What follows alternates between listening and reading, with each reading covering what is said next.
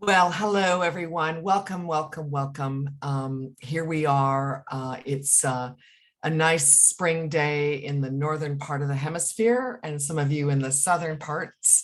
I have no idea what your weather is, but I hope it's close to what we're having. I see here that we are over 400 participants, and I wonder if people Oh, good. You're already doing this. Yeah, do let us know where you're calling from or joining us from. It's just so much fun to see how global we are. So I am one of the founders of the Institute and have the honor of now being its chair. And I just want to warmly welcome all of you who are new to the Institute's community. The gift of the pandemic for us is that we became a community.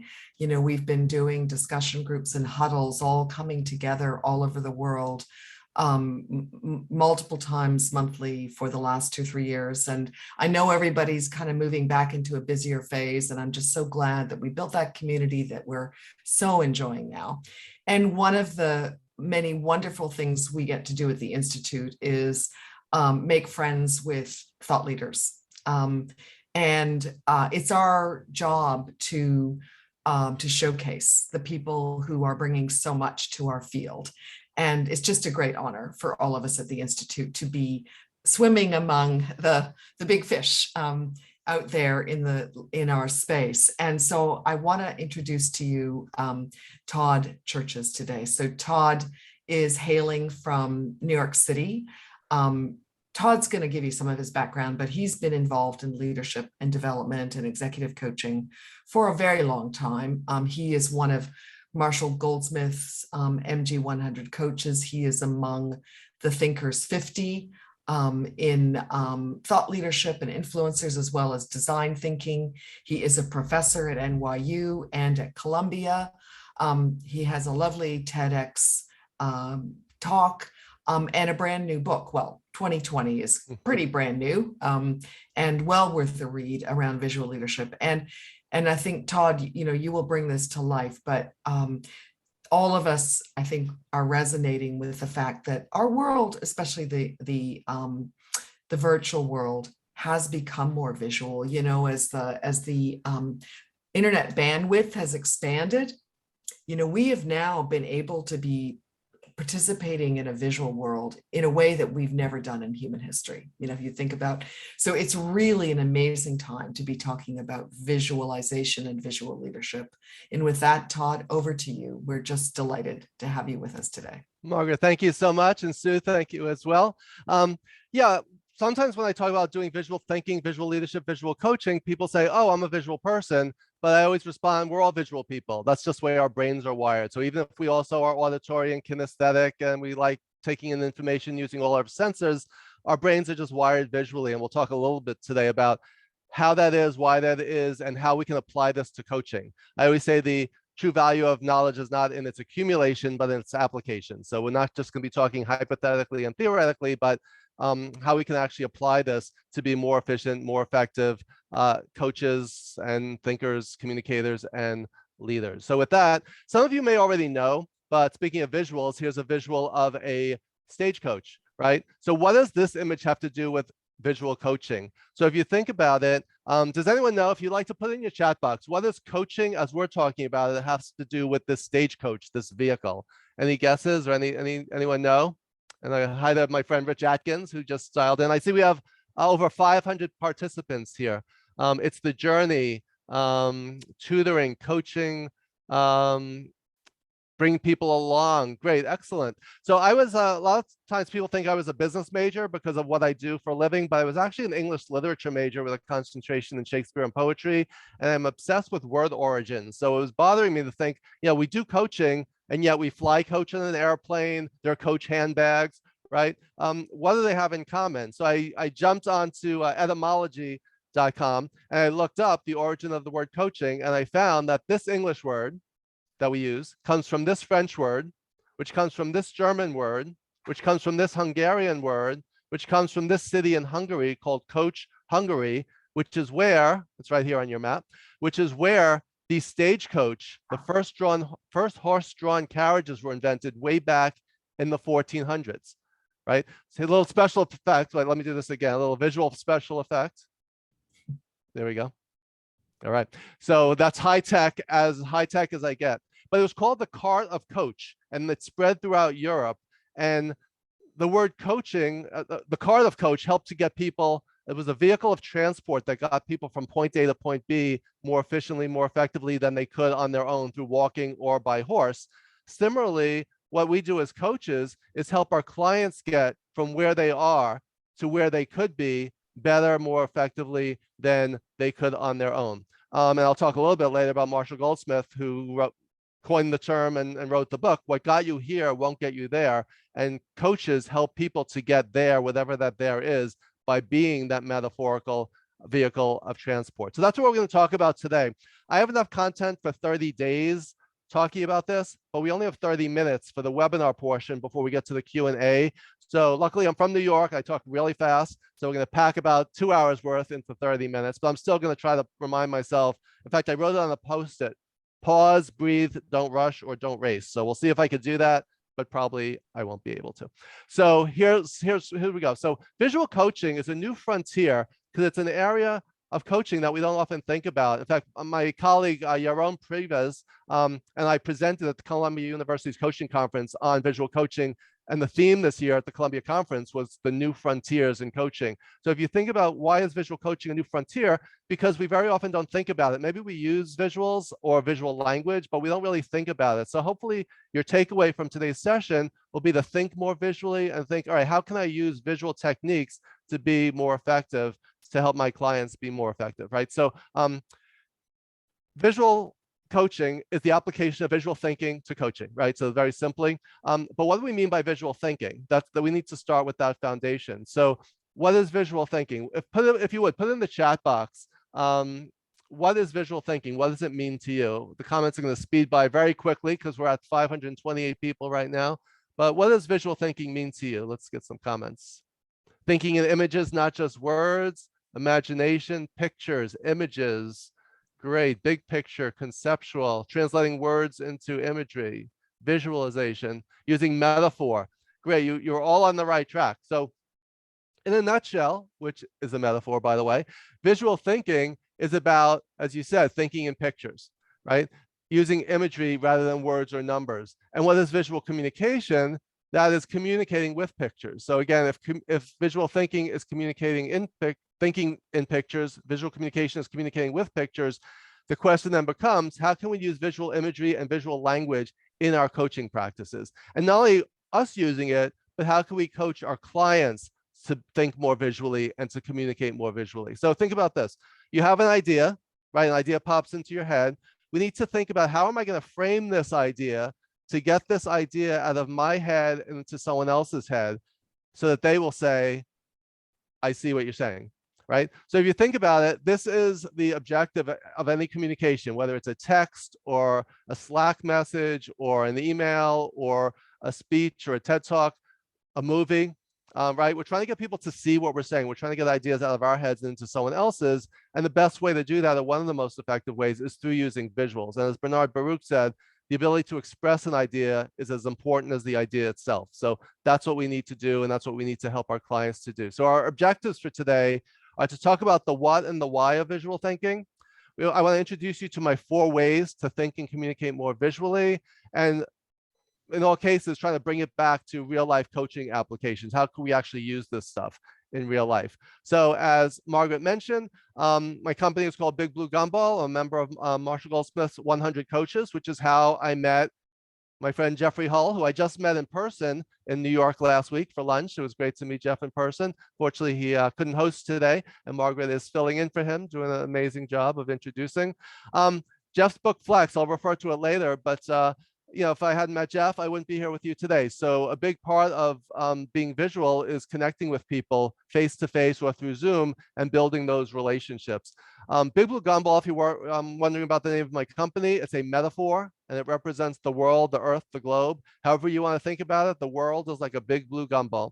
And our company's mission is to make the world a better place, one leader at a time. And to us, everyone is a leader, regardless of title or position.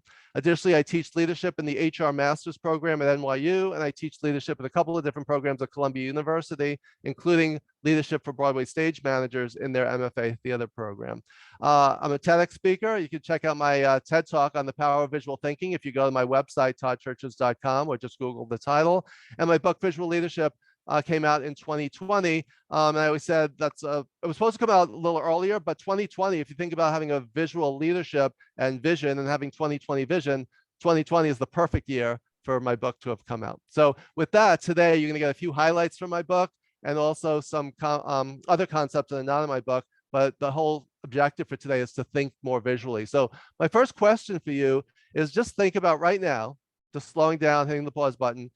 In what ways do you currently use visuals, visual thinking, or visual communication in your coaching practice? It could be models, it could be storytelling, it could be metaphors. So if you would put in the chat box, what are some ways you incorporate visuals into what you do? I love it. Mapping, mind mapping, storyboarding, storytelling, using nature, love it. Anecdotes, drawings, excellent, excellent. Having people walk with me, walk and talks, Venn diagrams, using art. Love it. Excellent, excellent. So why visuals? The center of my work is all around visual thinking, and that's going into my whole background, but I have a undergraduate degree in English literature, which is very much around storytelling. My first job in college was in after college was in advertising, and I lived in LA for a number of years working in the TV industry. I worked for Michael Nesmith of the Monkees. I worked for Aaron Spelling on Dynasty. I worked in comedy at Disney. I worked in program development at CBS. And then I was in the theme park business for a number of years, which I talk about in my TED Talk. The key commonality is visuals, it's storytelling, it's character development, it's beginnings, middles, and ends. There's a lot of parallels to what we do in coaching. But why visuals, other than the fact that I come from a visual background, I see things through a visual lens, is because visuals are so effective. As I mentioned, we're all visual thinkers. If you say, where are my keys? Where did I leave them? What do? We picture where was the last place we saw them. If you see someone say, oh, I know that person's name, it's on the tip of my tongue, we rewind the tape to say, where do I know this person from? So we're always thinking visually.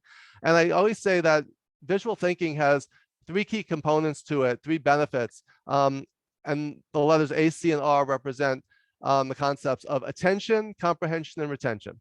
When we use visual imagery or visual language, it helps to capture people's attention and gets them to focus, right? If I show you an image like this head, we're all looking at it. So even if you're looking at the words, our eyes are almost magnetically drawn towards the visual. It gets people's attention.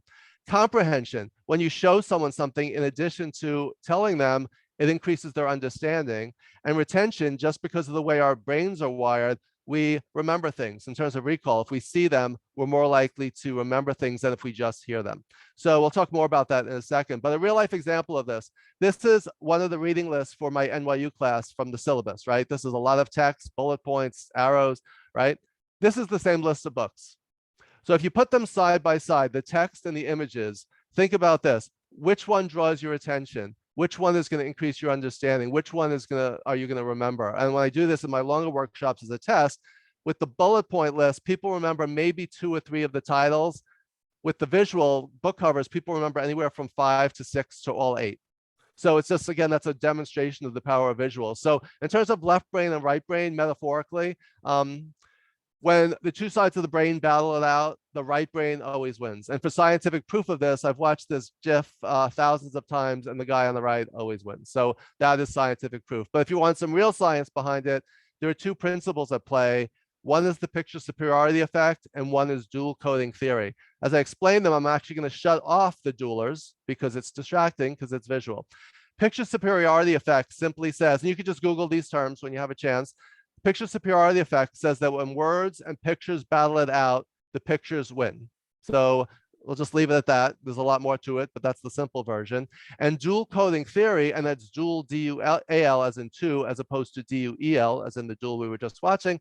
Dual coding theory says when we use words and pictures in combination, that is more effective in terms of attention, comprehension, and retention than either one or the other on their own. So those are 2 theories you can look into if you want some of the science behind it. But that's the magic combination. Words and numbers on one side, pictures on the other. Sometimes I talk about facts and figures versus feelings, right? It's not either or, but the combination of how they interact with one another. And that's why, as the common saying goes, a picture is worth 1,000 words.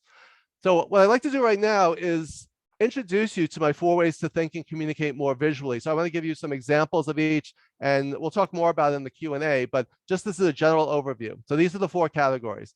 Category 1 is using visual imagery and drawing. Category 2, and each one is, by the way, if you'll notice, it's represented by a visual icon to help to solidify this in your memory. Category 2 is using mental models and frameworks. Category 3 is using metaphor and analogy, and category 4 is using storytelling and humor. You get bonus points for humor if and when it's appropriate and relevant. So we'll talk more about that later. But as example, and also these, even though I break it down into these 4 silos, it does not exist in these 4 silos. When used in combination, it's even more powerful and more effective. So you've already seen examples of all of these just with my opening example, right? I showed you a visual of a stagecoach. That red stagecoach is forever etched into your memory. Now, I also could have drawn it, right?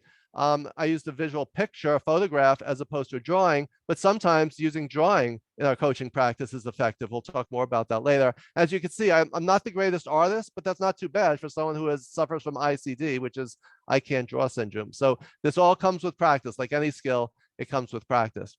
Category 2, models and frameworks. The A to B framework of going from point A to point B and getting our clients from A to B is a mental model that we could visualize in our heads.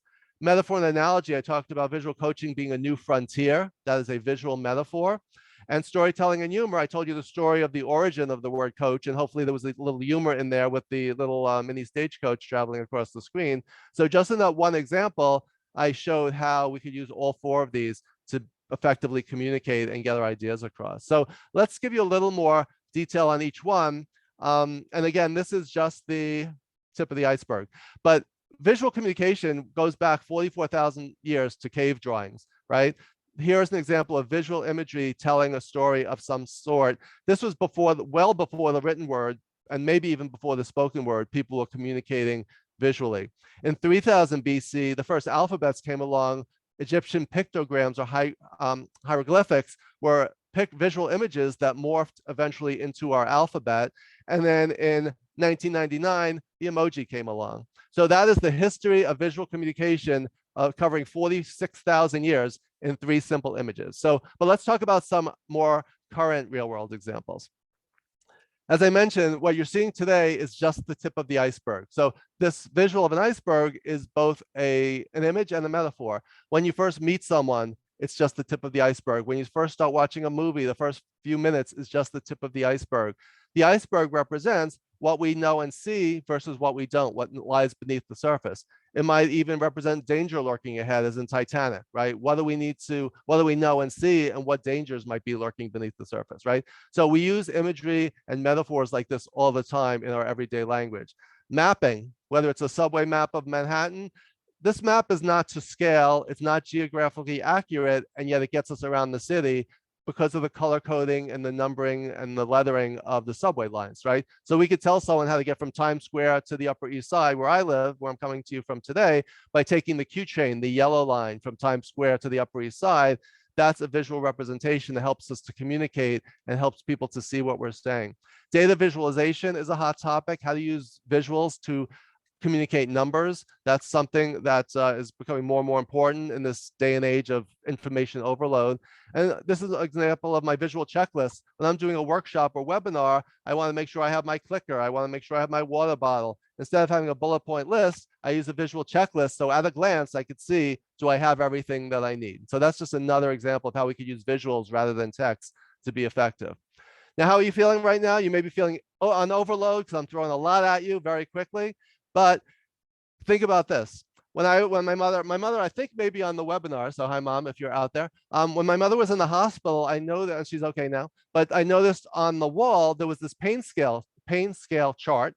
And nurses use this to ask the patient, how are they feeling today, right? And if you notice, there's a numerical scale from 0 to 10, and there's a word scale from no pain to unimaginable pain. But also part of this, which I'm hiding, which I will now reveal, was this. right? This visual representation, they used icons, they used imagery and color coding to help communicate. So just as in the dual coding theory, you could see that they use color-coded images, words, and numbers to enable patients to think about how they were feeling and to be able to communicate it to the nurse or the doctor how they were feeling that day. So look at the parallels, because some people may gravitate towards numbers, some people may gravitate towards words, some people may gravitate towards images, but if you use all three, you're more effective than if you use any one on its own. And now take a look at the color coding, right? They didn't use pink and orange and purple. They used a very familiar color coding symbol, which reminds us of what? If you want to put it in the chat box. What does this remind you of? Red, yellow, green in this order. If you want to put it in the chat, a traffic light. So traffic light, stoplight, exactly right. So they took a system that is culturally familiar and used it in another context to help communicate and to think. So think about how imagery like a traffic light. Now, what if you went to different cities and every city had different colors? It was pink, orange, and green. Or if the colors had different meanings in different cultures, we would not be able to use this symbol as a shortcut to communicate. So we don't even think about things like this, how we use color coding in our everyday life. So as coaches, one of the models I use is stop, start, continue in my coaching practice. In fact, one of the coaching conversations I have with clients is this. I'm just going to put this up here on the screen. I could spend hours just talking about this, but I'll ask a new client, what are 5 words to describe yourself and why? What's working that you want to continue? What do you need to stop doing and start doing? I ask the magic wand question. If you could magically change one thing, what would it be? I have them reflect back on the past 6 months, what's changed on their journey, general comments and thoughts. And I pose the final question. If you were your own coach, what would you advise yourself to do? So this is just one tool that I use, but you can see how I use the visual imagery on this sheet. So I'll send it to a client, they'll fill it out, send it to me, and this will be one of the opening conversations. So this is just one of many visual tools in my coaching toolkit, but I wanted to share it with you. I'm sure many of you use similar things and or stop, start, continue in your practices. And in my book, Visual Leadership, I do have a whole chapter on stop, start, continue and the magic wand, if you want to read more about it. In terms of how you're feeling right now, another way I use emojis, I may ask a client, how are you feeling today? They may say, I'm feeling this way. I'm happy. I had a great day. I'm in a good mood. Or they may say, you know what? C7, I'm having a stressful day. I'm having a nervous breakdown. Well, then we could talk about why. Or they may say, you know what? I'm exhausted. I didn't get enough sleep last night. So the benefits of using icons is sometimes the visual will act as a prompt to trigger a feeling, to trigger a thought, and allow a client to share a story in a way that maybe they're wrestling around with. So that's just one other way of using emojis in our practices. Again, if and when appropriate, we need to keep that in mind. Another technique you could use is drawing. When my book first came out, I drew this picture. I was on top of the world, but there was another day I was feeling all zoomed out. So you can see my drawing skills are only at a kindergarten level, but yet it's good enough to get an idea across. And my friend and colleague, Aisha Bursell, who wrote the book, Design the Life You Love, it was in her workshop that I drew these images because we were drawing how we're feeling that day. So you could use this with clients, you could use this with yourself. So again, even if you suffer from ICD, I can't draw syndrome, when you ask a group of business professionals how many of you can draw, only a few raise their hands, but if you ask a group of kids, they all raise their hands. So if we lost our confidence or ability to draw from age 5 to 25, 45, or 75, right? It's usually very often we don't have drawing and imagery on our radar, but hopefully now you do, and you can incorporate this into your practice. Again, even if you can't draw that well, it's not about your artistic abilities, it's about your abilities to think visually. And here are just a couple of my sketches. And again, it's all practice like anything else. So there's a saying that he or she who wields the pen wields the power. So one of the things I coach my clients on is giving them the skills and the confidence to get up at a flip chart or a whiteboard or to grab a napkin and to sketch out an idea to help them communicate more effectively. So one real life example, I was using napkin sketching to help a client. I'm just going to tell the short version. He was wrestling with an issue in one of his countries that he was managing between the West and the East. And I said, what if you change the configuration instead of West and East in terms of who reported to who, change it to North and South? Would that work for you? And he froze and he said, that's the answer.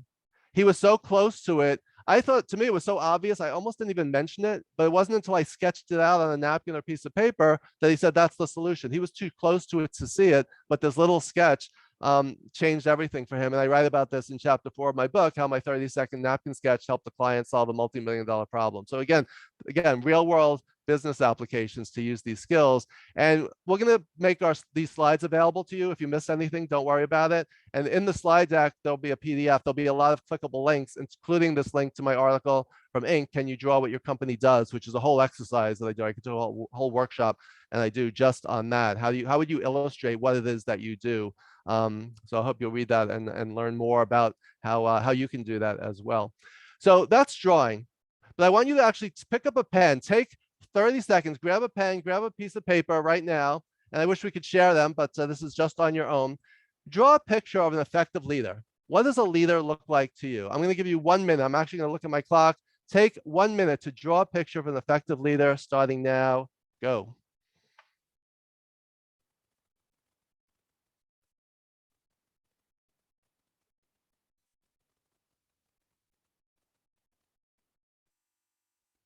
Okay, you have 30 more seconds. I'm going to take a sip of water while you're doing that.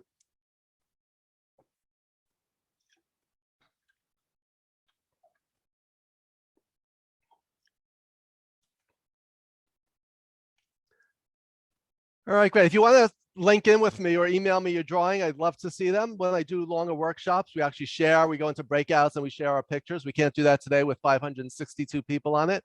But think about what you drew. Was it a metaphor, or was it, how accurate or literal was the drawing? This is what we very often find. I'm pulling back the curtain.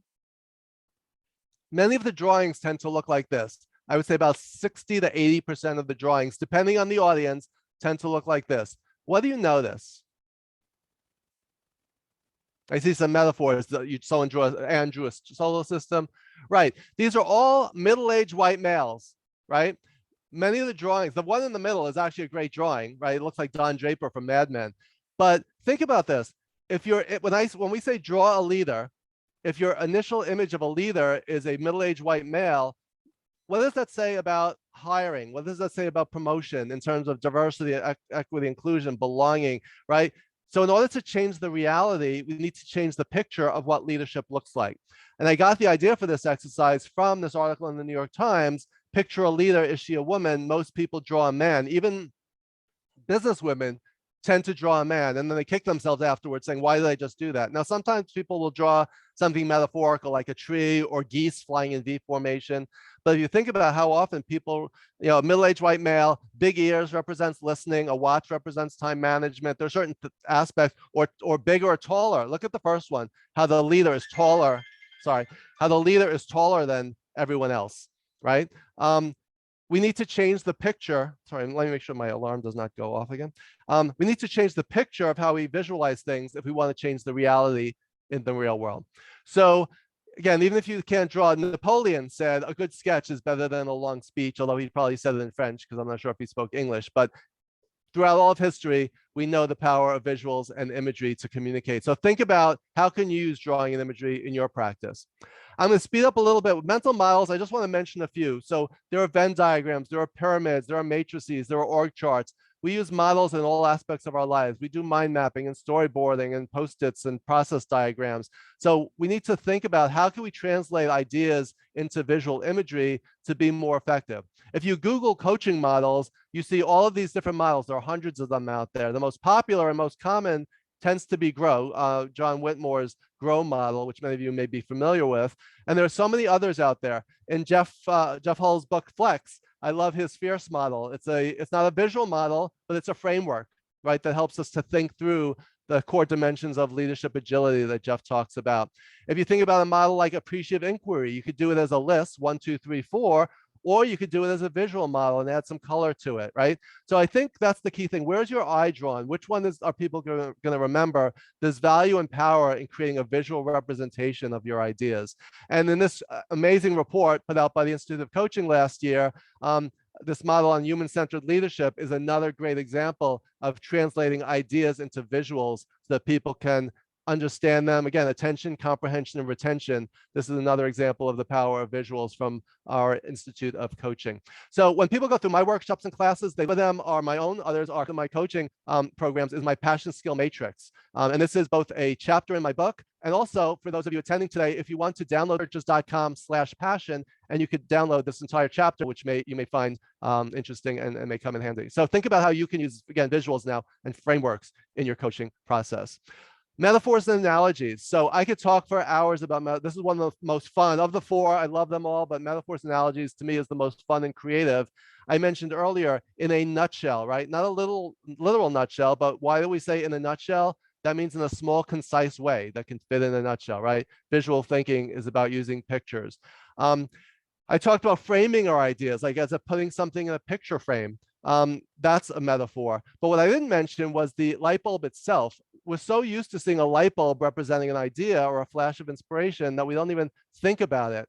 Does anyone know, here's a little trivia, when and where did the idea of using a light bulb to visually represent an idea originate? Any guesses in the chat box? It was in black and white, and it was a long time ago. Actually, 100 years ago. Edison is always the first guess, best friend Franklin. The very first example of this was not Disney, but very close, was from the Felix the Cat cartoons in the 1920s. Whenever Felix had an idea, the animator would draw a picture, an image above his head of what he was thinking about. And if he had a flash of an idea, he would draw a light bulb. But look how similar the Felix light bulb is to the emoji light bulb that we're still using today. Literally 100 years later, we're so used to seeing it, we don't even think about it. So one of the keys to today is to start being more aware of the visuals around us and where they originate. And sometimes the imagery can become a cliche, like two people shaking hands as a partnership. You know, what else can you use to visually represent your ideas that will be fresh and innovative and not so cliche that people don't even notice them? So why metaphors and analogies? It does all of these things, makes the abstract concrete, intangible tangible, etc. And it makes the invisible visible, which is one of the key things that appeals to me about it, is how we can make invisible ideas more visible. So we talked about the visual stagecoach. If we talk about the key to success, that is a metaphor, right? There's no actual door. It's a metaphor that represents what can we do to open that door to success. In training and coaching, we talk about giving a person a fish rather than versus teaching them how to fish, right? That's a metaphor. We're not talking about fishing, we're talking about learning. We very often talk about someone's career path, right? As if it's a stroll in the park, which we all know it isn't. For me, my career was a roller coaster. I don't know about you. Ups and downs, twists and turns, exhilarating highs and terrifying plummets, but that is my career path, the career roller coaster. But when you're coaching someone and they're on their career path, very often they will come to what? A fork in the road. So sorry, that's a little cheesy, but you will not forget it because of the visual imagery. So as a coach, we need to help people figure out which path to take, right? We talk about burnout. That's one of the hottest topics right now, right? So if you think about a candle whose flickering flame is just about to go out. How do we keep our clients flame lit? That is a metaphor that we very often don't think about literally as if it's the real candle that's about to go out. So again, you there, I actually use this as an exercise. And I'll say to my clients, where are you right now? Where is that here for you? And what's the there for you? Where are you trying to get to and by when? And then we talk about what's the gap in between where you are. If you notice, this person's almost at the top rung of the bottom ladder, but can't even reach the bottom rung of the top ladder, whatever that is for him or her. What can we as their coach do to help them close that gap, to help them get to that top step and reach the next level? That's a visual way of having this conversation. So again, this was just the tip of the iceberg. There's a million more examples. I'm sure you can all think of them, but I just wanted to plant the seed, metaphor, for some of them today. So think about how you can use visuals, metaphors, and analogies in your coaching practice. And the last piece before we get to the Q&A is using storytelling and humor.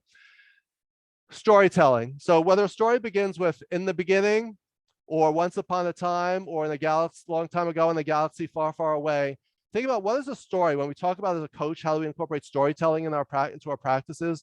Storytelling is a narrative, a spoken or written account of connected events. Stories have beginnings, middles, and ends. There are villains, victims, and heroes. There's usually a goal or a quest and some barrier, obstacle, or challenge that stands in the way. We need to have a resolution at the end of the story. Stories take us on a journey of exploration and discovery that we can see in our mind's eye. Stories are human and they humanize us. They connect us and help us to empathize. They teach us lessons. They can transform us. Now, there are all types of stories. There are origin stories, success and failure stories. There are cautionary tales. Something to keep in mind with our clients is that each of us is the hero of our own life story, including our clients. And as coaches, Our job is to help our clients write a better story that will help them to have a happier and better ending so that they can live happily ever after. And what do we mean by visual storytelling? Very simply, it's just about painting a picture with words. It's about creating a mental movie in the minds of others. So as you're telling someone a story, they can actually picture it and visualize it almost as if they're watching a movie so that they can see what we're saying. So we want to be able to see what our clients are saying. And as a coach, we want our clients to be able to see what we're saying. And one of the ways to do that is through storytelling. So even if you're not Martin Luther King Jr., who I consider the king of visual communication, I wrote this blog post about that a couple of years ago, we're all storytellers. Bill Nye the Science Guy said that everyone you will ever meet knows something you don't. And as coaches, we need to be good story listeners and help our clients to pull the stories from our clients so that they can share them with us and gain insight from their own stories. And we need to remind our clients that when it comes to their life story, the future is unwritten and they hold the pen. So with that, I'm going to start to wrap up here before we go to the Q&A. The last piece is how can you use storytelling and humor in your coaching practice? But to recap, these are the 4 ways to think and communicate more visually. The first 2 tend to be more visible to the eye. The next 2 can also be visible to the ear. It's kind of a mixed metaphor, but it's about both visual imagery and visual language. When used in combination, that is the magic formula, the magic combination. So with that, if we can help others to see the invisible, we can inspire them to do the impossible. I want to leave that with you. As you leave here today, think about what are your key takeaways as you continue on your visual coaching journey. What are you taking with you from today? What are some of the insights and actions that you took? And what is one thing that you can do to be a more visual coach going forward? And to end, I'd like to just leave you with the quote from Marcel Proust, and I end my TED Talk with this quote, that the real voyage of discovery consists not in seeking new lands, but in seeing with new eyes. So hopefully everyone will leave here today seeing the world and seeing your coaching through new eyes. So with that, I'm going to wrap up my presentation, hand it back to Margaret for the Q&A, and thank you. I hope you enjoyed it and got something from it. Wow, Todd, that was a journey. Wonderful journey. And I want to just encourage everyone. I know some of you have been putting questions in the chat box, so please move them over to the Q&A because that's what we're going to look at. I want to just mention, Todd, that we have Gabriel Kovacs here from Hungary. Oh, wow. Okay. That's great. Welcome. So welcome, Gabriel. If I miss someone else from Hungary, can you just stick that in? And let me know if you've been to coach.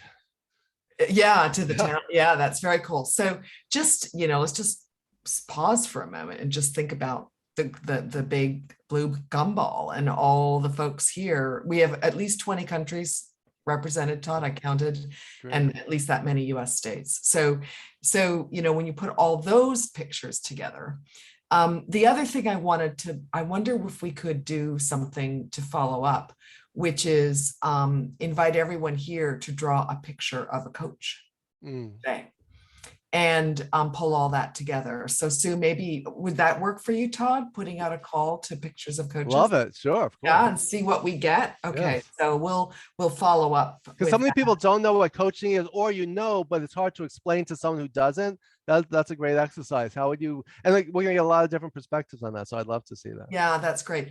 And Todd, I don't want to toot my own horn, but the jazz metaphor in the Leading with Humanity report was my idea. And so when you put that up there, I felt, okay, I'm keeping up here. It's an amazing report. So anyone who hasn't read it yet, go to the website and download thank you, Todd. So, and a few friends contribute. Amy Bernard-Bond was a contributor. Yeah, there's 25 of us. Great, yeah. Great. So we, it was big project, probably 1,000 hours. Wow. Together. So yeah, good. Thanks for that. Okay, so let's, I want to add one question coming as a biologist, which is, why do pictures go deeper than words? And I'm wondering whether the visual machinery of organisms came before language, right? Yeah. And so that we actually resonate faster, microseconds faster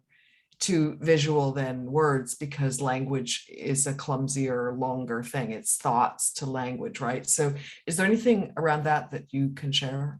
Yeah, I mean, John Medina wrote a book called Brain Rules, where he talks a little bit about that. And there's a lot of research out there. But if you think about just how we're wired, if you're an animal or a cave person walking through a jungle and you hear a rustling in the brush, what do? You turn around to see what that is, right? You may hear something, but you don't know, is it friend or foe? And there's the fight, flight, or freeze response. So those are all, part of the amygdala. Seth Godin calls it the lizard brain, right? We're just wired. It's survival, right? So I think that's why that's the way our brains are wired evolutionarily, in terms of evolution. And all animals, have, we're using multiple senses, but yeah, I think it's just one of those primitive senses that we have and that we rely on for our survival. Yeah, that's why we respond to it so well. So, so let me jump to the questions then.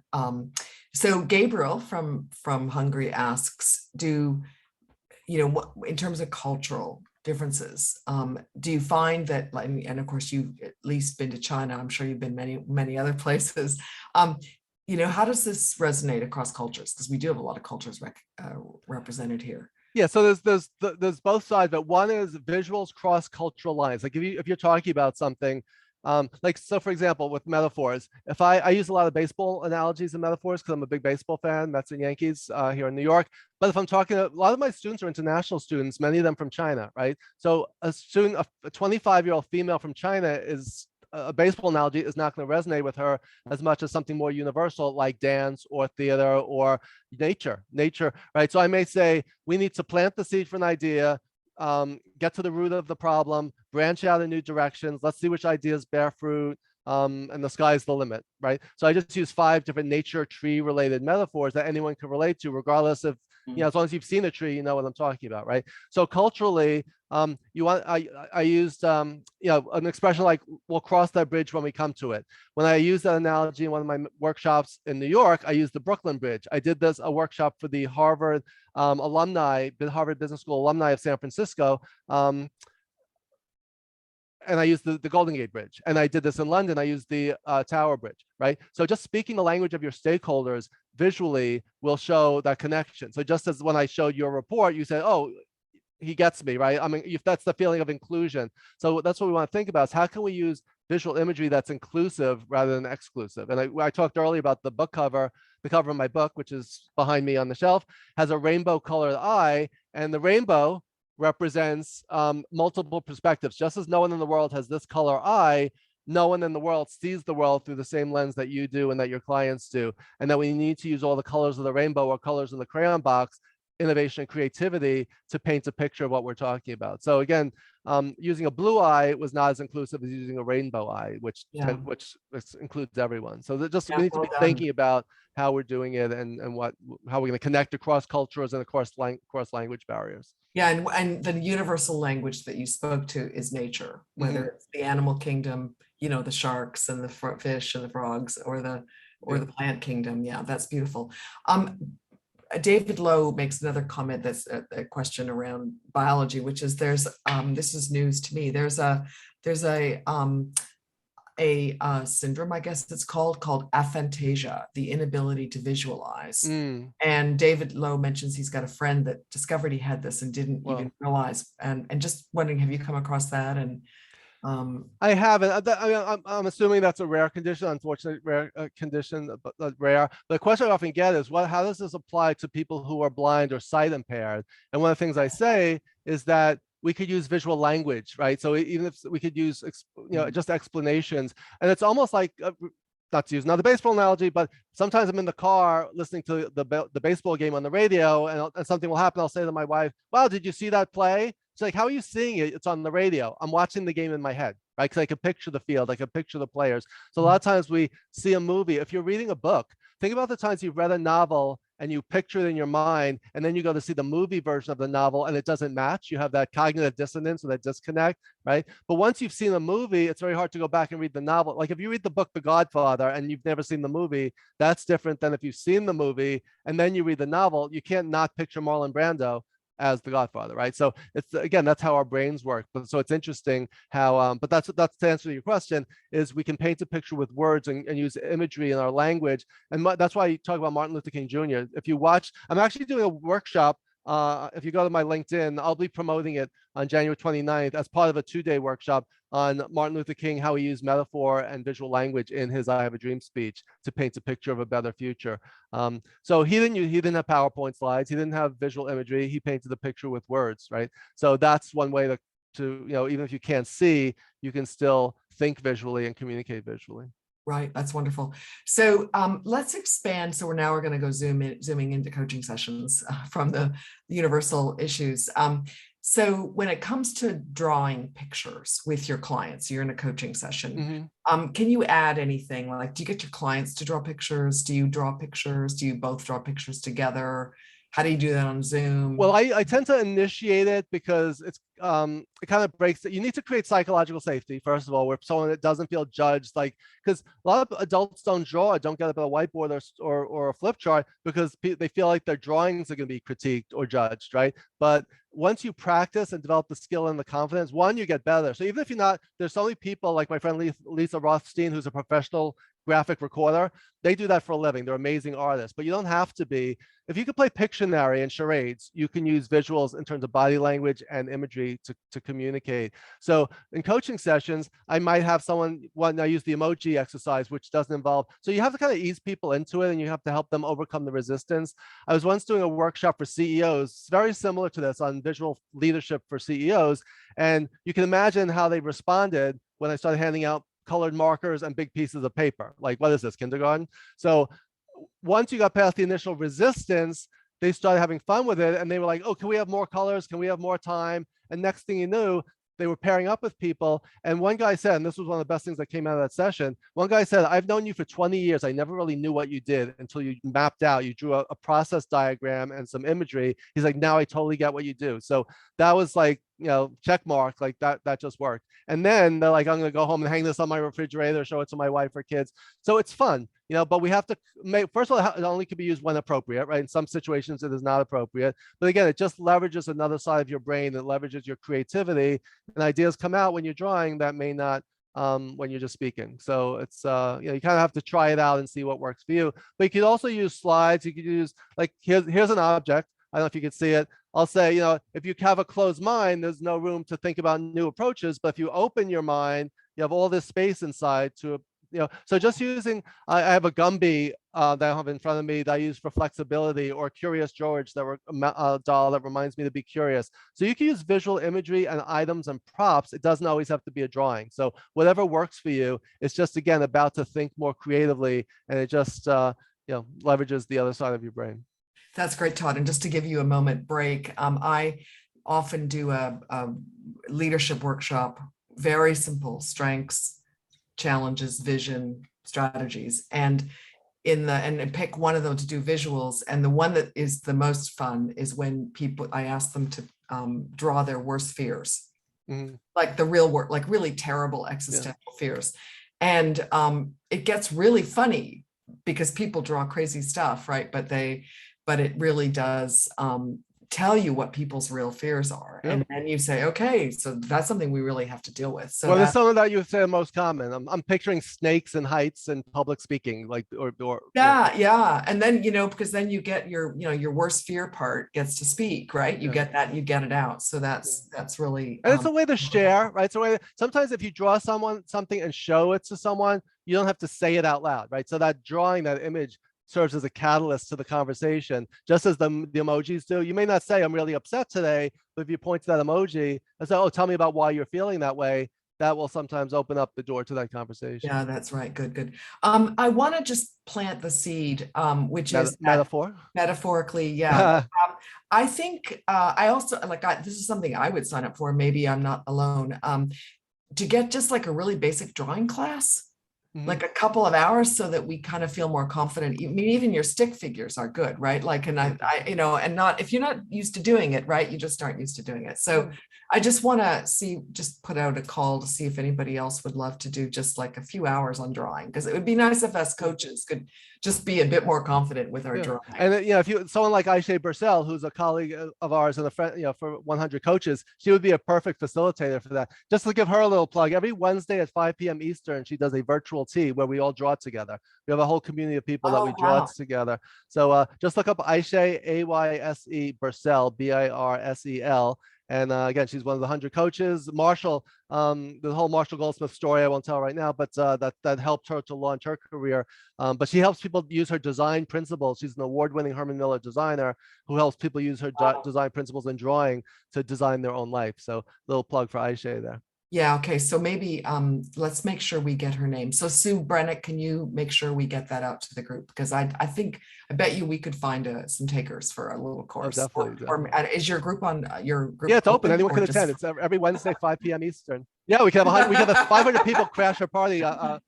It's actually today. Today's Wednesday, right? So it's today at 5 p.m. Eastern. If you want to pop into Aisha's, we can end up. Today's topic is how do we slow down time? Because we feel so stressed and rushed all the time. So I'm sure she'll be using some visual techniques to help us figure out how do we do that. So little plug for Aisha today. Yeah, just on that point, there's some data in motivational interviewing that says the coaching process of open questions and deeper reflection slows down time. Yeah.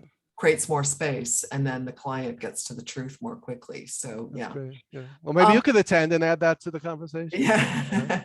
So gosh, now that we've got a lot of questions here, and I've been yakking. So out of the 4 means of visual coaching, I think you said your favorite was metaphor, but do you want to add to that? Yeah, it's my favorite because it's the most fun and creative. It brings in my poetry background, and if you think about look at blog post titles. Most blog post titles are metaphors in some way, right? Most visuals are metaphorical. Look at book covers. There's usually some metaphor, right? The emojis we use in our texts or whatever are metaphors. So to me, metaphor is the most fun, but again, when used in combination, like the iceberg, right? That's a visual image, but it's also a metaphor. You could tell a story about a metal. So when you use them in combination, it's most powerful. So, but some people are going to gravitate more. Some people are more linear thinkers, and they like a mind map or a storyboard or a process diagram and feel less comfortable with storytelling. Someone else may say, I could tell any story, but don't make me pick up a pen, right? So it really is about, think about where you gravitate. Frederick Taylor, the first management consultant in 1911, said that people do best what they like best to do. So think about what you like best to do. And this relates to my passion skill matrix model as well. And do you like it because you're good at it? Or maybe you'd like it more if you weren't so scared of it. Like for me, I always say public speaking was the thing I was terrified of and terrible at. And now I do it for a living, right? So so you could go from your failure zone to a growth zone to a sweet spot if you work on it. So all of these are skills. That's what I love about this too. Well, some people may have more of a natural aptitude for something. We could all learn how to do this more effectively if you just put in a little time and effort. Yeah.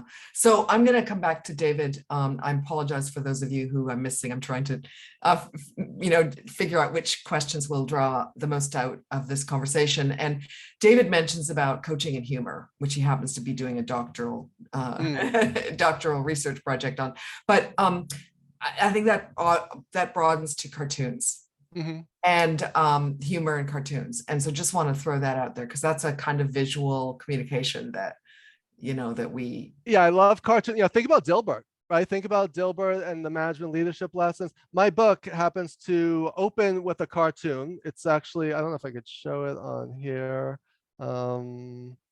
I'll have to find it. But basically, it's a big sign. I'll explain it visually. So pretend you're looking at it. There's a gigantic billboard that says "Stop and Think," and it's 2 guys standing there, and one guy says to the other, "Kind of makes you stop and think, doesn't it?" Right? So I have that to open my book, and the last cartoon at the end of my book is there's a statue of the thinker, guy sitting there thinking, but then the other one says the doer, and there's no one there, and there's just footsteps leading away from that pedestal. Right? So are you just thinking about it? You're actually doing it. Right. So that's why I open and close my book with the cartoon. But I love, again, in every coaching situation, humor may not be appropriate, right? But if it is, it lightens the mood, it creates conversation. If a boss tells an employee, let me tell you about the worst mistake I ever made. You wouldn't believe what happened to me when I had your job. Isn't that employee going to be on their edge of their seat waiting to listen to that story, as opposed to if the boss just says, do this and don't do that. So when you use humor, you wouldn't believe, the funny thing happened to me on the way here today, but it has to be genuine and authentic. It's not jokes. That's something sometimes people say, oh, let me open with a joke. There's nothing to do with anything. So we're not talking about that, but we're talking about finding the humor in everyday life and everyday situations, and then seeing what we can learn from them. That's great. And I'd love to hear more about anyone who has anything on humor. Feel free to yeah, share. that's great. And thank you to Andrea for getting I Say Burcell's workshop into the chat so that Todd doesn't have to do that. Thank you so much. So we've got 3 minutes left now, Todd, and I wonder if you want to just pause and you know, what would your last words be? What would you want us, you know, I know you've covered a lot of ground, and so we're not expecting you to come Oh, up with there's always more where that bunch came of from. wisdom. But yeah, if you want more on this, you know, just go to my website, toddchurches.com, watch my TED Talk. You'll get a sense of what I'm talking about. Check out my book. Feel free to link in with me. Just go to, I'm the only Todd Churches on LinkedIn. So I'd love for everyone here to link in with me, and I will follow each other. And so always share with me if you see something related to, there was a great article on HBR last week just about emojis and are they appropriate. I reposted content related to visual thinking, visual communication. So feel free to connect and share. Also, I didn't get a chance to read most of the chat box comments, but I hope you'll save the chat for me so I can read everyone's comments afterwards. So, but also I see Zach, my friend Zach is here today. Zach, thanks for being here. Yeah, so that was my thing. My main thing is don't ever label yourself as, oh, I'm not creative, or I can't draw, or I'm not a visual thinker. We all are. So just find the way. You might be a musical person, so use musical analogies and stories, or you might be a nature person, or a dance, or theater, or whatever it is that you love. You know, use that as the foundation of where you start, and then you could grow your practice from there. So that's and actually that speaks to one question that's in here about Gardner's multiple intelligences. Yeah. You know, and some are visual, some are musical, some are aesthetic. So there's, you know, sport. And so thank you for speaking to that, because that gave some context to that. Sure. So let's just see if we've got anybody else that we've not covered. Let me say, it's you've given us so much, Todd.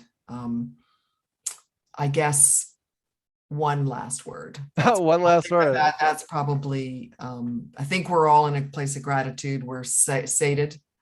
Okay, great. Yeah, I know I packed in. I know I talked fast. No, it's been wonderful. And I'll send the slide. Yeah, that's what I would say too. I'll send you a copy of the PDF of the copy of the slides. Within the slide deck, there will be a number of clickable links to some of my blog posts and some other resources. So feel free to just check it out. And again, this is just the tip of the iceberg of what's out there. But whatever works for you, just find a way to just don't. It could feel overwhelming, so people don't do anything. So just find one small way to dip your toe in the visual coaching water, and then you'll find yourself swimming in the deep end. So I'll end with that metaphor. Okay, that's good. Great, Todd. And I guess what I would say, are you an introvert by nature? I am an extreme introvert. I always say I'm a 3Bs kind of guy, a behind the scenes, back of the room bookworm by nature. So for me, visuals and storytelling just resonate with me, and pulls you out. The way to leverage that side of me. And I have you can tell if someone has a passion for something and interest in it, they're going to be more lively. So even the most introverted introverts will talk fast and loud when they're talking about something that they are passionate about. Todd, I think that's a nice place to end, because, you know, Susan Cain's work on introversion taught me, I'm also an introvert, that the introverts become extroverted in order to do what they want to do in the world, right? To contribute to the world. So we kind of masquerade as extroverts, and either probably, well, about half the world are introverts. So half of us here will understand where you're coming from, and just appreciate you've coming out of your introversion to share so generously, so thoroughly, and so completely on this topic. You've changed our days, so highlight of the year. Thank you, Todd. Beautiful. Thank you, Margaret. Thank you, Margaret. Thank you, Sue, and thank you, Jeff Hull, for bringing me in.